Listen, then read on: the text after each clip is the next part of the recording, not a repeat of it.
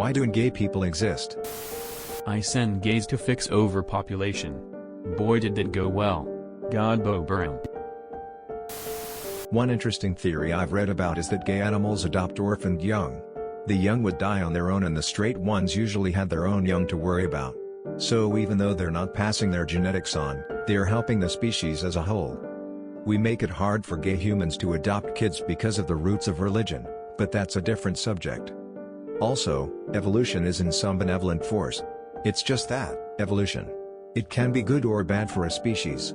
It's just whatever feature happens to breed the most successfully. If a family unit has one gay individual that helps protect the other's offspring, who has a higher chance of survival? 3 adult parents or 2 parents? Which offspring will learn more? Which one has the higher chance of reproducing? All hypotheticals, of course. But a possibility. An evolutionary benefit of homosexuality, calling it that maybe is a bit of a stretch, is alternative child rearing/adoption. In some penguin populations homosexuality is observed. These penguins will take over eggs and chicks from other heterosexual penguins that have died or whatever and raise them. Also keep in mind human homosexuality is defined in a modern social context. What we consider homosexual would not necessarily have been considered homosexuality by the ancient Romans. As an example, they would consider a man having sex with a man to be heterosexual sex between a masculine dominant and a feminine passive. They also were super down with the man-boy thing, which is pretty gross. Also, as a result, homosexual relations between cis women of the era were uncommon but did occur. Also, fun fact, one of the Latin words for lesbian is fricatrix, which would literally translate to she who rubs. Not every single behavior or characteristic of every species promotes the continuation of said species, and humans are not perfect from an evolutionary standpoint. Basically, we're not going to go extinct because of gay people. It's not that much of a threat that it needs to be eliminated. I remember learning about a theory on this in my Human Evolution University course several years ago. Basically, some research found that the directly related females in a gay man's family had more children on average than other women. The idea theorized was that basically there was a link, and that maybe it was hormones driving the women in that family to want more sex with guys, or to be more fertile. But this also caused some men to be gay in that family. The theory also said that gayness in men was potentially passed down on the mother's side. There was no explanation for gay women. Of course, someone in the class asked about this. It may be completely wrong and was just an initial theory at the time, but an interesting thought. In biology, reproductive success equates to not just viable offspring, but also viable genes passed on, which can be through genes passed on through your siblings' offspring throughout the animal kingdom and predicted in humans. Offspring have a higher survival rate when the siblings of the parents are gay. This is because they can help out with the parenting. It also increases the reproductive success of the gay individual, as they share the same genes as their sibling, and of the parent's child.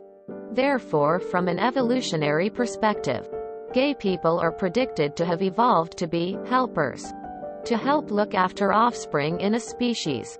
In species where parents have extra helpers, which could also be adoptive parents of species, survival rate of offspring is higher with more protection and parenting. I'm doing a biology degree. Homosexuality is not exclusive to humans. Sex is for more than procreation. It is also a social bonding tool. This is especially prevalent in humans since we have periods in our biology where pregnancy is impossible, combined with the fact we have no mating season. Thus, we seek out sex whenever we want. I am an evolutionary biologist studying sexual selection, and most of these comments are wrong. Mostly. Evolution does happen at the population level. It doesn't give a fuck about the whole species. It only occurs at the individual level. So the top comment stating that it will help the overall species doesn't work in terms of evolution. The most supported theories are bonding and kin selection. Typically, this behavior has been selected for when the individuals facilitate parenting of their relatives, like help their brothers and sisters raise offspring. The other is bonding, and this is observed all across nature. Way more animals exhibit homosexual behavior than just humans. Google dolphins. The fact that homosexuality occurs in so many civilizations over such a long time suggests it may serve some function in human societies. There was an interesting theory I saw saying gay people was an evolution to protect large families. Because gay people on average have a higher emotional intelligence and you're more likely to be gay the more older siblings you have. IDK if I believe it, but it was interesting. Not everything is a result of biological adaptation. There are other factors, similar to how some people are attracted to minors, which is not biologically sound either, as minors can't have kids. But clearly these people don't choose to be attracted to kids. Or maybe bisexuality, where either sex is a possible partner. It could be hormones. It could be environment. It could be a lot of things. There's not really a gay gene, because that would rely on reproduction. Sometimes, things just go haywire. Some people are born with differences in mental health. I suffer from a bad anxiety disorder and OCD. I didn't choose it, but it's not really a biological adaptation either. It's not an easy thing to answer because there isn't one discovered so far.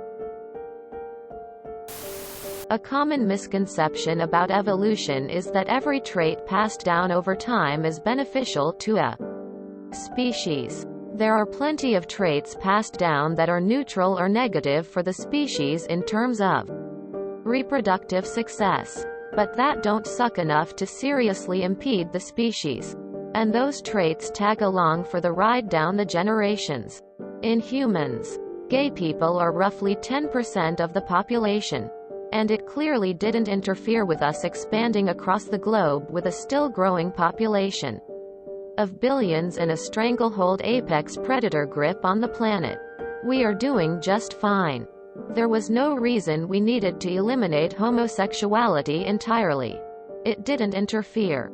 And that's a plausible explanation without even accounting for any benefits of homosexuality in our species, as other commenters have mentioned. Who else is gonna mod subreddits? Man shrugging. I think you're looking at it as if everything that happens is for an advantage. A lot of features are accidents.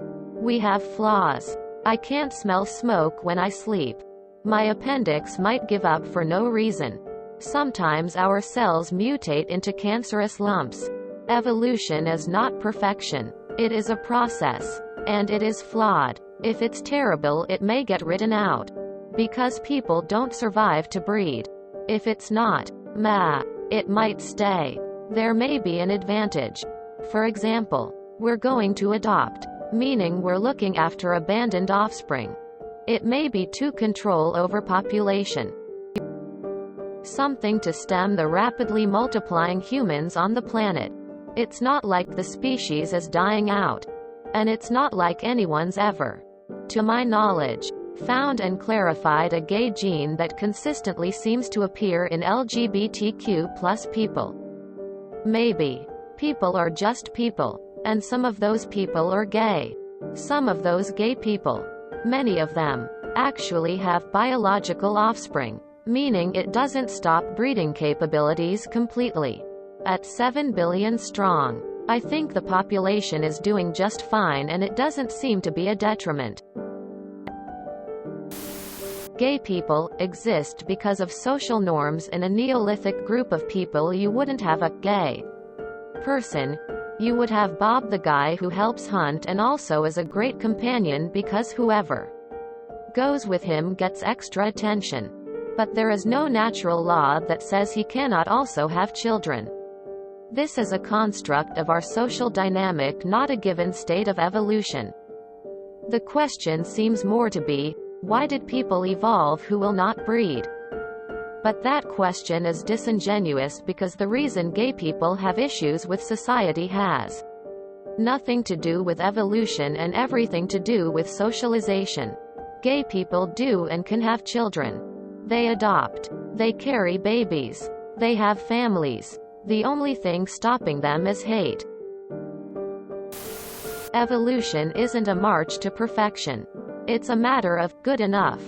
Survival is not about individual members of a species but the species as a whole. So as long as the existence of a trait isn't so negative as to impact fitness of the whole, then there's really no reason for it to be sorted out. Not every trait serves an evolutionary purpose. And not every trait that serves a purpose does it perfectly. Your foot bones. Even if homosexuality garners no benefits, it's not really detrimental to the species in any meaningful way. As to potential benefits, humans are hardwired for companionship between each other. Attraction of any kind facilitates that. So even if you aren't reproducing, you are still forming group bonds that contribute to the overall fitness of the group. If they take care of each other, protect the group, gather food, etc., then reproduction on the individual level really doesn't matter. A gay friend provides companionship without any threat of stealing your mate. It kind of removes sexual competition from the equation. This is an excellent question and has done really good answers. I saw a theory that it involves a hereditary gene that makes women more fertile but men gay. Doesn't really explain lesbians, but it might explain why gay men didn't go extinct. IDK. That might be a stupid way to put it. Also, the gay uncle theory is pretty popular. Okay, let's give you the controversial version. The gay uncle theory makes no sense. Early hominids and also their primate predecessors were tribal. And the whole lot of females of the tribe looked after the whole lot of children of the tribe. This behavior could still be seen even in most civilized societies until very recently. Read. Past couple hundred years. Mostly in rural and tribal settings. It's the development of cities and hierarchies and personal property that disrupted communal rearing of children. What we can find though in very closely related primates is sexuality as social reinforcement and as dominance behavior. Males use sexuality to maintain a ranking order. And you can still observe this just today. Sexually loaded insults and gestures. Insinuation of homosexual dominance. All of this is commonplace in general verbal use. As for the female part, the females of the tribes probably snuggled together for warmth, with physical proximity to the leading female as a status symbol. Again, you can still observe this behavior translated into modern social behavior, even if it's a bit less straightforward and abstract than the male counterpart.